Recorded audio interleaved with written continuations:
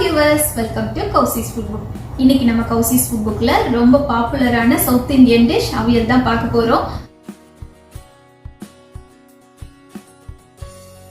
இதுக்கு முக்கியமா தேவையானது காய்கறிகள், தேங்காய், அப்புறமா தயிர். தயிர் இல்லைன்னா நீங்க புளி இல்லைன்னா மாங்காய் சேர்த்துக்கலாம். இதுக்கு நீங்க வாழைக்காய், கத்திரிக்காய், முருங்கைக்காய், கேரட், பீன்ஸ் இதெல்லாம் சேர்த்து செஞ்சா நல்லா இருக்கும். அது போக சேனக்கிழங்கு, புடலங்காய், வெள்ளரிக்காய் இந்த மாதிரி காய்கறிகள் உங்கள்கிட்ட இருந்தாலும் அதையும் சேர்த்து செஞ்சுக்கலாம்.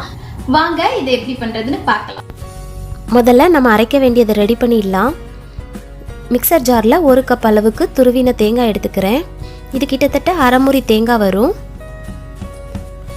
1 ஸ்பூன் ஜீரகம் சேர்க்குறேன். காரத்துக்கு 4 பச்சை மிளகாவையும் சேர்க்குறேன். பச்சை மிளகாவை இந்த மாதிரி அரைக்கணும்னு இல்லை, கட் பண்ணி காய்கறியோட வேக விடுறதா இருந்தாலும் பண்ணலாம்.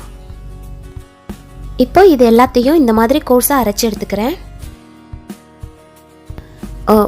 ஒரு கப் சேனக்கிழங்கு நீல வாக்கில் வெட்டினது கொஞ்சமாக தண்ணி விட்டு நான் ஒரு 5 மினிட்ஸ்க்கு முன்னாடியே வேக விடுறேன். இது சேனக்கிழங்கு கொஞ்சம் குக் ஆகிறதுக்கு டைம் எடுத்துக்குங்கிறதுனால நான் கொஞ்சம் அட்வான்ஸாக அதை குக் பண்ணுறேன்.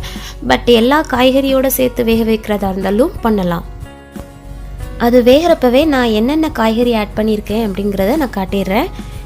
நான் எல்லா காய்கறியும் இந்த மாதிரி 2 இன்ச் பீசஸாக கட் பண்ணி எடுத்துருக்கிறேன். இதுக்கு நான் பாதி முருங்கைக்காய் எடுத்திருக்கேன், 1/2 கப் புடலங்காய், 2 கத்திரிக்காய், பாதி வாழைக்காய் எடுத்திருக்கேன், 1 உருளைக்கிழங்கு, 1/4 கேரட் இந்த மாதிரி கட் பண்ணி எடுத்திருக்கேன், கொஞ்சமாக மாங்காவும் சேர்த்துருக்கேன், 4 பீன்ஸ் சேர்த்துருக்கேன். இது எல்லாத்தையும் இந்த மாதிரி நீல வாக்கில் நான் கட் பண்ணி எடுத்திருக்கேன். இந்த காய் மட்டும்தான் நம்ம சேர்க்கணும் அப்படிங்கிறது இல்லை. இது போக நீங்கள் தண்ணி காய்கறிகள்னு பார்த்தீங்கன்னா வெள்ளரிக்காய், தடியங்காய் இந்த மாதிரி காய்கறிகள், அப்புறம் பூசணிக்காய், சீனி அவரைக்காய், இப்படி நிறைய காய்கறிகள் நீங்கள் சேர்த்துக்கலாம். பீட்ரூட் தவிர உங்கள் வீட்டில் இருக்க மற்ற காய்கறிகளை நீங்கள் சேர்த்துக்கலாம். ஒரு 5 மினிட்ஸ் ஆயிருக்கு. சேனக்கிழங்கு கொஞ்சம் ஓரளவுக்கு வெந்துருச்சு. இப்போ நம்ம மற்ற காய்கறிகளையும் இதோட நம்ம சேர்த்துக்கலாம்.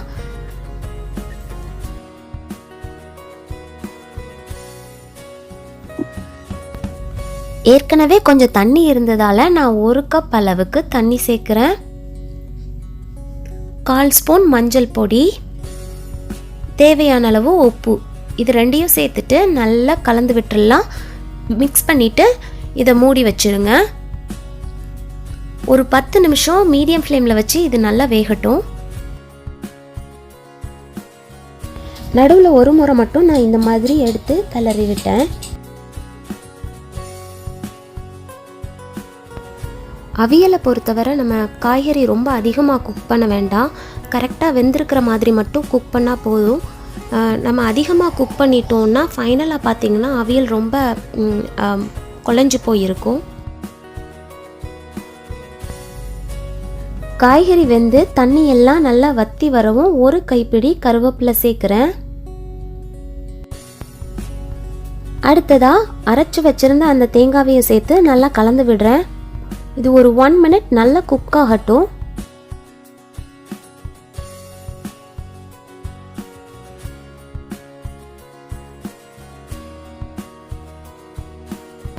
கொஞ்சமாக தேங்காய் எண்ணெய் சேர்க்குறேன். தேங்காய் எண்ணெய் சேர்க்குறதுனால அவியல் நல்ல வாசனையாகவும் நல்ல டேஸ்டாகவும் இருக்கும். கடைசியாக ஒரு 1/2 கப் அளவுக்கு தயிர் ஆட் பண்ணுறேன். தயிர் நமக்கு தேவையான மாதிரி நம்ம சேர்த்துக்கலாம். லிக்விடாக வேணும்னா நம்ம நிறையா சேர்த்துக்கலாம், ட்ரையாக வேணும்னா கம்மியாக சேர்த்துக்கலாம். தயிருக்கு பதிலாக நம்ம புளி கரைசல் இல்லைன்னா மாங்காய் கூட சேர்த்துக்கலாங்க. இதை நல்லா மிக்ஸ் பண்ணி விட்டுட்டு நம்ம ஸ்டவ்வில் இருந்து ரிமூவ் பண்ணிடலாம். இதோட ரெசிபியை நான் டிஸ்கிரிப்ஷன் பாக்ஸில் கொடுத்துருக்கேன், நீங்கள் செக் பண்ணிக்கோங்க. என்னோட இன்னொரு வெர்ஷன் அவியலையும் நான் அடை செய்கிறப்போ அப்லோட் பண்ணுறேன், கண்டிப்பாக நீங்கள் செக் பண்ணி பாருங்கள்.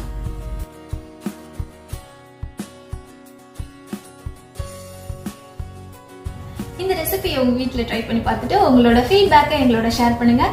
இந்த வீடியோ உங்களுக்கு பிடிச்சிருந்ததுன்னா லைக் பண்ணுங்கள், ஷேர் பண்ணுங்கள். மறக்காமல் கௌசிஸ் ஃபுட்புக் சேனலுக்கு சப்ஸ்கிரைப் பண்ணுங்கள். கூடவே பெல் ஐக்கானை கிளிக் பண்ணிடுங்க. மறுபடியும் வேற ஒரு இன்ட்ரெஸ்டிங்கான வீடியோவோட நான் உங்களை சந்திக்கிறேன். பாய்.